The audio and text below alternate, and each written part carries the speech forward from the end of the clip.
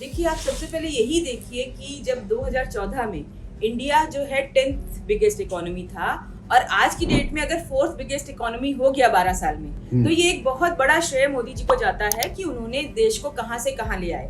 और ये जो देश को कहां से कहां ले आए, ये सिर्फ आर्थिक नीतियों से ही हो सकता है।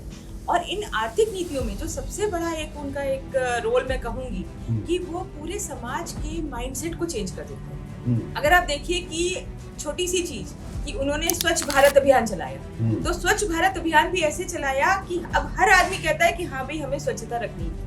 हर 2 अक्टूबर को अब हर आदमी जो है अपने आसपास सफाई करता हुआ नजर आता है, चाहे रोज ना भी करे। तो इस तरह से जो आप माइंडसेट चेंज करते हैं, आपने यूपीआई में माइंडसेट चेंज किया कि पूरा डिजिटाइजेशन लिया, डिजिटल इंफ्रास्ट्रक्चर जो आप लेके आए, तो उसमें क्या होता है कि आज की डेट में कोई कैश लेके निकलता ही नहीं है। तो एक जो सबसे बड़ी प्रॉब्लम इंडिया की थी पैरेलल इकोनॉमी की, करप्शन की, जिसमें कि कैश चलता है, ब्लैक मनी की, वो ऑटोमेटिकली जो है वो धीरे धीरे छोटी छोटी चीजों में चेंज हो गई। कि जैसे अगर आप जाइए आज सब्जी वाले के पास भी, तो वो कहेगा कि मेरे पास कैश नहीं है, आप यूपीआई कर दो।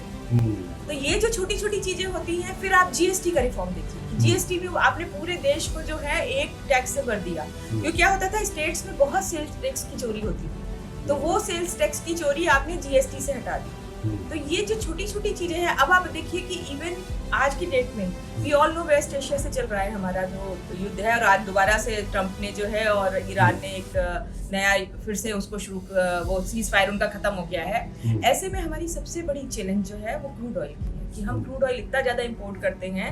उसके लिए उन्होंने देखिए नॉन कन्वेंशनल एनर्जी सोर्सेज को आज से नहीं, पिछले 10 साल से सोलर एनर्जी, विंड एनर्जी और इन सब पे जो जोर दिया है, और जो एथेनॉल ब्लेंडिंग कर रहे हैं। आज की डेट में अगर आपने न्यूज में देखा होगा कि इवन E85 एंड E100 तक भी हमारा जो है हम एथेनॉल ब्लेंडिंग करने के लिए तैयार हैं, और हमारे फ्लेक्स फ्यूल इंजन्स जो है वो भी तैयार हो चुके हैं। तो कल की डेट में तो एक्चुअली इंडिया एक एक्सपोर्टर बन जाएगा एथेनॉल फ्यूल का।